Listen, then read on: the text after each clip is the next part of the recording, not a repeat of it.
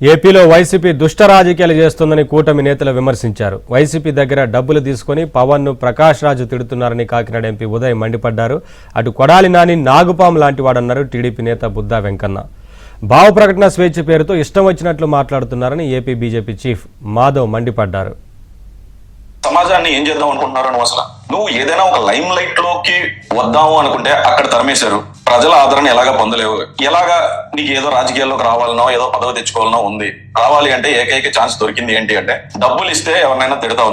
నువ్వు ఏదో అని ఇండస్ట్రీ అంతా తెలియటం వల్ల సినిమా ఛాన్సులు తగ్గిపోయినాయి. ఇప్పుడు నీ బ్రతుకు తెరువు కోసం ఇంకో దుర్మార్గమైన మార్గాన్ని ఎంచుకుని ఈ వైసీపీ వాళ్ళు ఎవరన్నా తిడితే పదవులు ఇస్తున్నారు, డబ్బులు ఇస్తున్నారు అంటే మా అధినేత పవన్ కళ్యాణ్ గారి మీద పట్టడం అంతే కదరా. నీకు తెలిసింది ఇంకోటి ఏదైనా తెలుసా?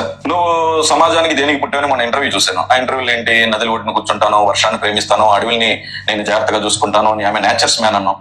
మా అధినేత పవన్ కళ్యాణ్ గారు ఆంధ్రప్రదేశ్ రాష్ట్రంలోకి ఫారెస్ట్ అండ్ ఎన్విరాన్మెంట్ మినిస్టర్ అయిన తర్వాత ఆయన చేసిన వర్క్స్ ఏంటో తెలుసా? అసలు నీకు ఒక గ్రామాన్ని 28వ స్థానం నుంచి మొదటి స్థానానికి ఎలా తెచ్చారో తెలుసా? ఒక ఫారెస్ట్ ని ఎలా కాపాడుతున్నారో తెలుసా?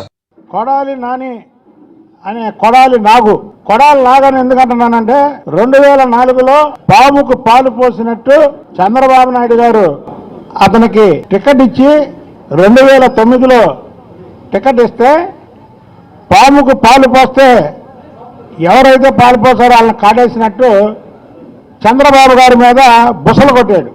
ఉపా చట్టాన్ని ఉప్మా ఇడ్లీ చట్టం అంటాడు. ఏదైతే రావణో సోషల్ మీడియాలో మా కూటమిలో భాగస్వామైనటువంటి పవన్ కళ్యాణ్ గారి మీద అనుచిత వ్యాఖ్యలు పెడితే దాని మీద కేసులు పెడుతుంటే చంద్రబాబు నాయుడు గారు, లోకేష్ గారు, బాలకృష్ణ గారు వీళ్ళు ముగ్గురు కంట సపోర్ట్ చేయట్లేదంట. అంటే ఏంటంటే మాలో మాకు గొడవలు తేడానికి. జగన్మోహన్ రెడ్డి కూడా గుర్తుంచుకోవాలి, ఇలాంటి విషనాగులు మీరు కూడా పాలు పోసి పెంచితే మిమ్మల్ని కూడా కాటేస్తాయి.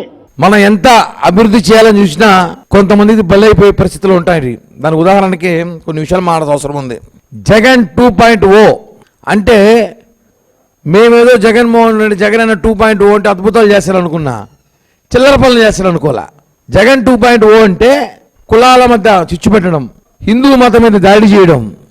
జగన్ 2.0లోనే ఈ రావణు శ్రావణు కూడా జగన్ 2.0లో భాగమే. ఇదే జగన్ 2.0. అప్పుడు చెప్పాడు జగన్ 2.0 మామూలుగా ఉండదన్నాడు. నిజంగానే మామూలుగా లేదు. అంతా కులాల చిచ్చు, రావణు శ్రావణు, హిందూ మతం మీద దాడులు, కాపులతో మీటింగ్లు, కాపుల్ని చీల్చడాలు. 2.0 ఇంకెన్ని చూడాలో చూస్తాం, మేము సిద్ధమే. ఇవాళ భావ స్వేచ్ఛ ప్రకటన చెప్పి యూట్యూబ్ కానీ మిగతా ఛానల్స్లో ఏదంటే అది పోస్ట్ చేయొచ్చు అనే అభిప్రాయం కూడా చాలామంది ఉంది. దాన్ని కూడా తప్పు అనే విషయాన్ని కూడా గట్టి హెచ్చరిక ఇచ్చే విధంగా మనం చట్టాలు రూపొందించాం, వాళ్ళని శిక్షిస్తున్నాం. ఇటువంటి వాళ్ళందరినీ కూడా ఉపేక్షించమనే విషయం తెలియజేస్తున్నాం. గట్టి హెచ్చరిక కబడ్దారని కూడా తెలియజేస్తున్నాం.